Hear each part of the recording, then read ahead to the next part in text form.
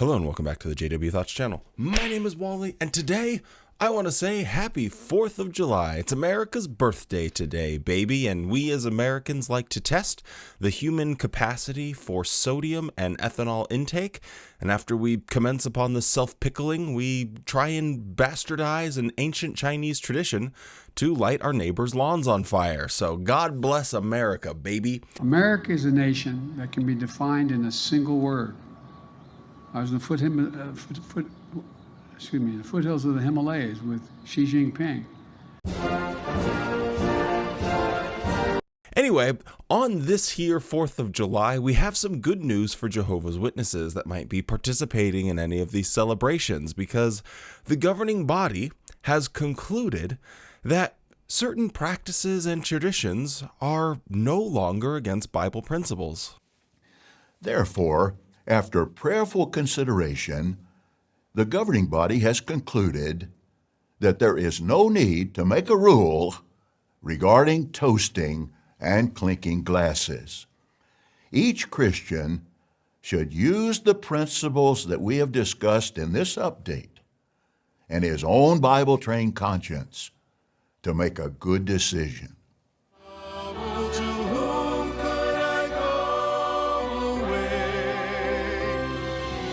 Voice of the stranger leads only to danger. It's Jesus' words I hear. That there is no need to make a rule regarding toasting and clinking glasses. What? No! That's hell no! We haven't seen Stephen Lett do anything on JW Broadcasting in a while, and yikes, he's not looking very good, but let's do this.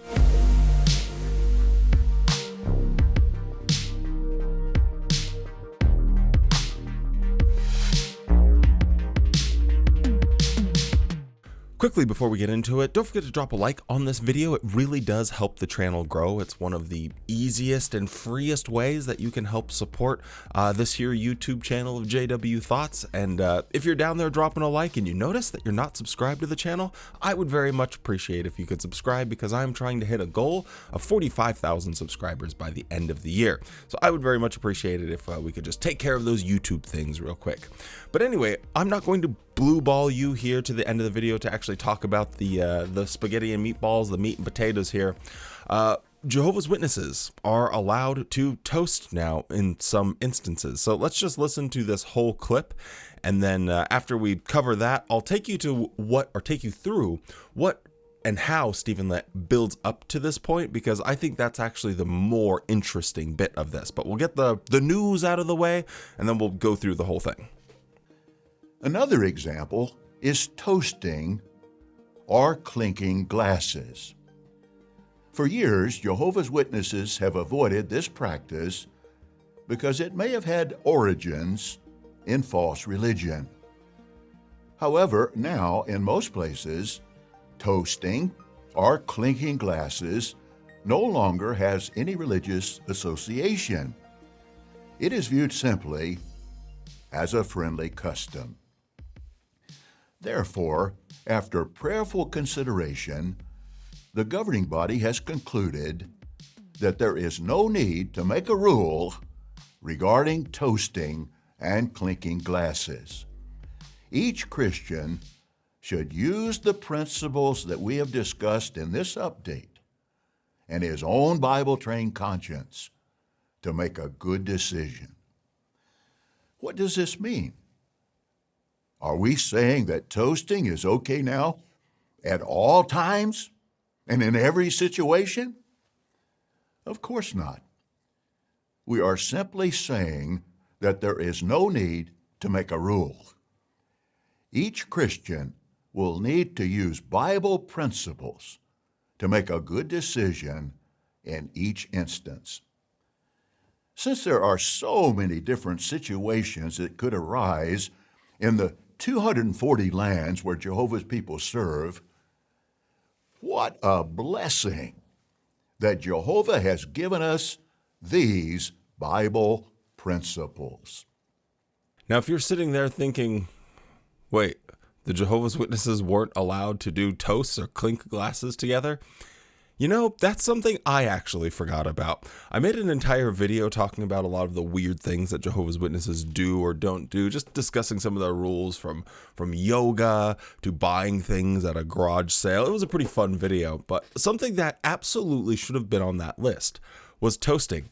Frankly and honestly, it's something I forgot about, and I'm not entirely sure. I guess I'd have to go back and look if anyone in the comments had even brought up, yeah, what about toasting? Because it's something that as an ex-Jehovah's Witness, you get used to so quickly that it doesn't even really get onto your scale or your radar at all.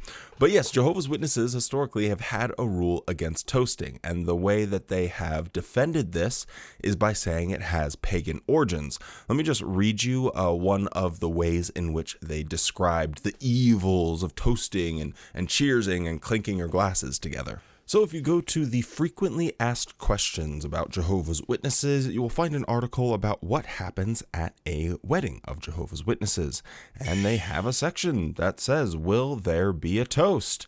No, Jehovah's Witnesses do not toast because the practice has roots in false religious customs.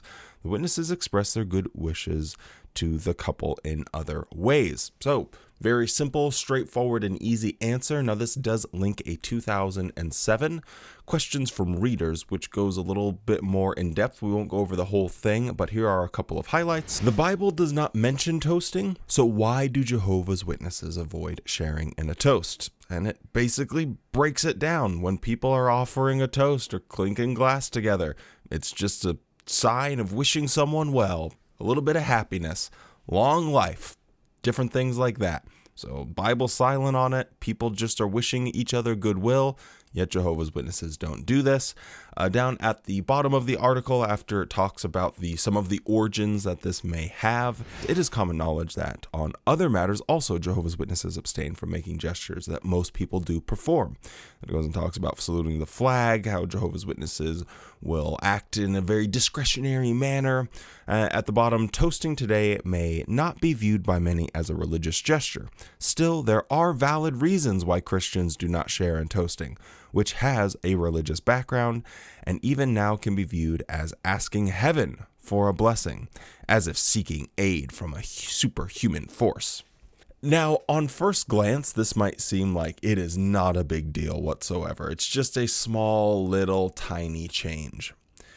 I just can't see it that way, because when I put the old Jehovah's Witness hat back on, and I remember after leaving the Witnesses, how awkward and how weird it was. Go to a group of ex-Jehovah's Witnesses and they get all excited that they can clink their glasses together. Someone sneezes and they say, bless you, and there's like a little hoopla and a dance associated with it. It's a really big deal for someone that's never been able to participate in what just seems like a very friendly thing. And as that Watchtower questions from reader says, you know, it's a well-known fact that Jehovah's Witnesses stand out from the crowd. This is something that is part of the identity, or used to be part of the identity of Jehovah's Witness, that you wanted to stand out as being different. You know, everyone was clean shaven, dressed a certain way. They had the cult eye of the fake happiness, and they would do kind of weird things. I think this is slowly getting eroded away. And for a hardcore believing Jehovah's Witness, for someone that is really trying to do the thing, this is going to be another big deal for them, because it's just more changes of the identity, that culture of being separate from Satan's world. The more that gets eroded, the more that a Jehovah's Witness that really believes it is going to look in the mirror and not know who they are anymore. So I think that with all of these moves that Watchtower is doing, how I see it is that the hardcore loyal ones are going to be the ones that end up leaving, and the kind of the vibey, loosey-goosey ones are going to be the ones that end up staying. It's easier now to be not the hardcore Jehovah's Witness than it is to be the ones that are, we're just kind of taking it easy. We're just here as a social club, essentially. So I do think this is pretty interesting. So now let's go back to the very beginning of this. This governing body update. Sorry, it's a little early in the morning. My brains aren't quite firing. I need another cup of coffee. But I just want to highlight a few of the things that Stephen Lett says, because it really opens up the door for so many of their other rules that they've made. And as I'm watching this, I kept thinking this is going to be the time where they get rid of birthdays. Birthdays surely are going out the door now. And yet it was just toasting. So I think that this is a primer for something bigger that's going to maybe happen at the annual meeting. But yeah, let's get into it. Consider this simple illustration. As children, our parents gave us rules to keep us safe. They likely said, "Always hold my hand when crossing the street." Our parents made that rule to protect us from real danger. But as we got older, we no longer needed to hold Mom or Dad's hand. Did the danger go away? No. Instead, we learned to look at the traffic in front of us and cross the road safely. After all, it would seem odd if a healthy 30-year-old man still needed to hold his mother's hand to cross the street. Likewise, mature Christians don't need a rule for every situation. Instead, we look at each situation and consider Bible principles. Bible principles have historically been one of the most fake sayings that Jehovah's Witnesses have wheeled out to make people think that they have some type of autonomy, when literally they are in a doomsday cult that controls every little thing that they do. The music they listen to, the movies they watch, the clothes that they wear, the words that they say, the thoughts they think. And yet they were constantly being told this fake propaganda line. Oh, we live by Bible principles. You are a mature Christian and you can think for yourself. No, mother sucker, you weren't allowing people to think for themselves. You were that parent that was walking with or treating Jehovah's Witnesses like you had to hold their hand walking the street. That was how life as a Jehovah's Witness feels. You are a grown adult, and yet you have to wait for this guy's permission to grow facial hair, or to wear pants, or to not wear a necktie when it's freaking 90 degrees out and you're trying to go and knock on doors. You had to wait for them to give you permission. And if you didn't wait for them to give you permission, then that other culty expression, oh, you're moving ahead of the organization. You're in front of the chariot. You're going to get run over by the chariot if you're ahead of it. Like, come on. This is really infuriating, just because I know what it feels like to finally have that freedom. And even with minor changes that they make, on a bigger scale, Jehovah's Witnesses do not have this freedom. So this is just trying to get them to perceive that this is a more freedom than Jehovah's Witnesses have ever had. When what they really should be doing with this type of information is asking, why has the organization, why has the governing body been holding my hand then for all of these years? If no Bible law is directly involved, then we use our Bible-trained conscience to make a good decision. For example, consider the use of symbols or customs that may have roots in false religion. In our vast organization that spans 240 lands, can you imagine how many different symbols and customs our brothers encounter? How can we make good decisions about the use of a certain symbol or custom? Well, here are 3 basic principles to consider. Number 1, would Jehovah be offended by this? This is kind of like opening Pandora's box. A Jehovah's Witness that can sit there and think for themselves and think, okay, would Jehovah be offended by this thing? Is going to draw vastly different conclusions than what the governing body historically has drawn. Just think about like the Bible itself. You're supposed to read this book every day. And in this book, you have war and violence and sex and adultery and prostitutes and dragons and wizards and witches. Like everything that Jehovah's Witnesses aren't supposed to consume in media is in the Bible. A Jehovah's Witness could pretty easily draw the conclusion, if God wants me reading this book that has all of this, what's so wrong with watching it in a movie? Number 2, how would this affect others in the congregation?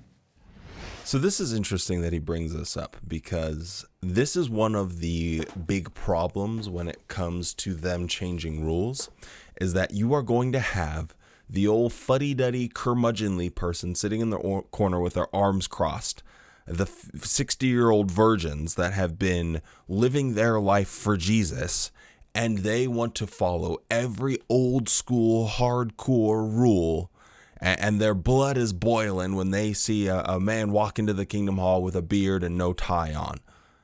Now, all of them are going to be offended.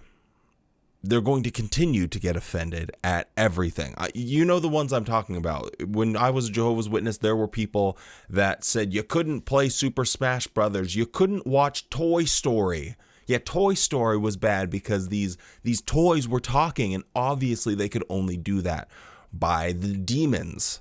Like, there are always going to be those types of Jehovah's Witnesses. And if a principle is to not offend any of them, well, the only solution then is to just hide it. So what is he saying? That it's not about what you do, it's about how well you hide it so you don't offend someone. And that pretty much sums up being a Jehovah's Witness. Now, this next section is a little bit tedious, but he's essentially trying to trick Jehovah's Witnesses into thinking that all the way back in 1976, the Watchtower was already having discussions about the origins of things, and it was talking about certain shapes for wallpaper or dish designs and things like that, and basically comes to the conclusion that it's a waste of time to look at every single custom and try and find religious significance, because it would ultimately, you'd spend your entire life just researching the different types of religious origins that certain practices, shapes, and customs have. And he's essentially trying to hoodwink Jehovah's Witnesses into thinking we've always been this way, when it's simply not the case. Back in the 80s and the 90s and the 2000s, this religion had its longest list of rules, traditions, and customs that they've ever had.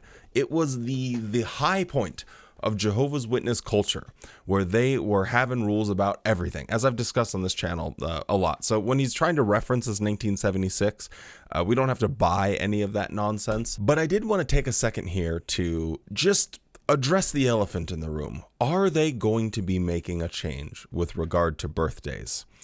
Now, I don't actually think that they will, and here's why. So here is a meeting workbook. They have these, printed out in advance, and they'll be studying them later on in the future.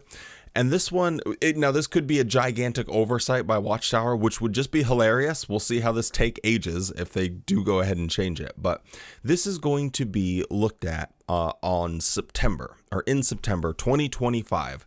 So here in a couple of months, this is what Jehovah's Witnesses will be studying at their meeting. So they have a section, Reject Unscriptural Beliefs and Customs. And in here, on that last point, Resist Pressures to Conform to Unscriptural Customs, they are highlighting a Watchtower from 2018.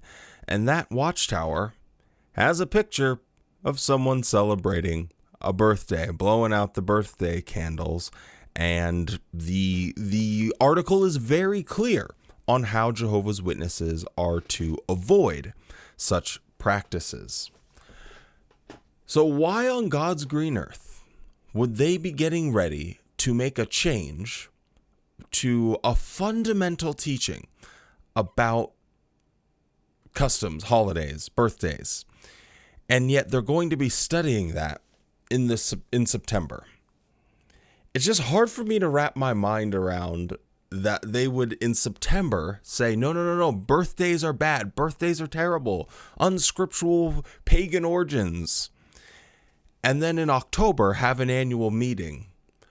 A month later, saying, oh no, actually, just kidding, it's okay. To specifically talk about something and only a month later change it would be absolutely mind-blowing. So if they do end up making that change at the annual meeting, I guess we can refer to this video, because what a humdinger. What an absolute banger that they are able to specifically say and show this picture. Oh man, birthdays. Nope, you wouldn't want to get involved in that. And then immediately have an about face and allow that. So anyway, I guess I'll be having my fingers crossed, because I think that would be really funny. Some common examples today. What about covering your mouth when yawning? In ancient times, some people did so because they thought it would prevent one's soul from escaping. But what about today? Today, it is commonly viewed as a way of being polite and does not have a spiritistic meaning. What about wedding rings? Some historians claim wedding rings have pagan roots. Yet today, most people simply view wedding rings as a sign that the wearer is married. An example that illustrates the importance of timing is string lights. Many Bethelites here at Warwick enjoy putting white string lights on their balconies as decorations, except during November and December. Why not then? Because in this region of the world, string lights are closely associated with Christmas, a false religious holiday. So our Bethel family avoids even the appearance of participating in that false religious celebration. Wow, this has actually unlocked so many memories surrounding their crazy cult rules. String lights, foliage. I feel like I just added a syllable there. We'll just ignore that. When I was a Jehovah's Witness, there was a constant, and I mean constant, discussion about having string lights, fairy lights around trees, fake trees, poles, inside your house for any reason.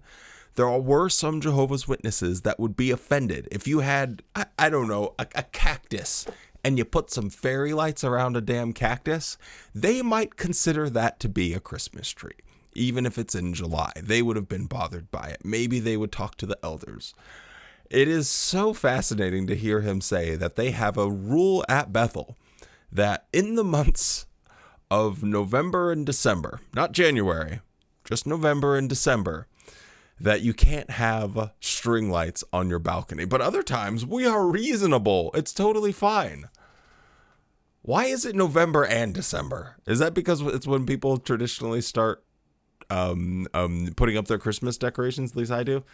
Like, it is so weird to have that specific rule. So you're a Bethelite and you have to be like, oh, come on, we got to pick up the string lights or else we're going to be getting in trouble here. It's November 1st.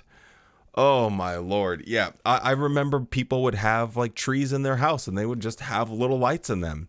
And there were times when people would get offended, make snarky little comments, underhanded little judgmental sayings, even saying, oh man, I don't know if we should go back to their house. They kind of had like a lot of lights around their trees. I mean, it kind of looked like it was Christmas in there when it's just a flippin' decoration. Another example is toasting or clinking glasses. For years, Jehovah's Witnesses have avoided this practice because it may have had origins in false religion. However, now in most places, toasting or clinking glasses no longer has any religious association. It is viewed simply as a friendly custom. Therefore, after prayerful consideration, the governing body has concluded that there is no need to make a rule regarding toasting and clinking glasses.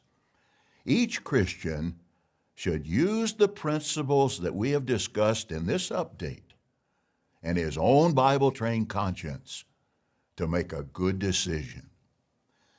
What does this mean? Are we saying that toasting is okay now at all times and in every situation? Of course not. We are simply saying that there is no need to make a rule. Each Christian will need to use Bible principles to make a good decision in each instance. Since there are so many different situations that could arise in the 240 lands where Jehovah's people serve, what a blessing that Jehovah has given us these Bible principles. So we are to use our Bible-trained conscience as mature Christians. And yet he has to say the governing body has concluded.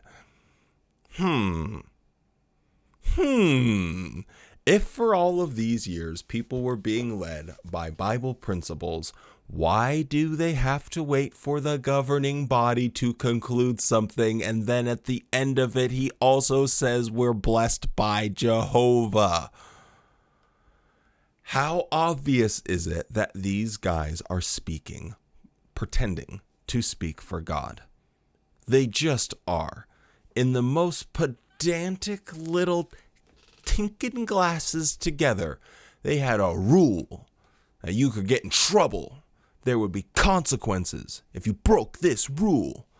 And it wasn't until they lovingly concluded that God told them to say, you can do it now. It's okay. No more rules, no more consequences.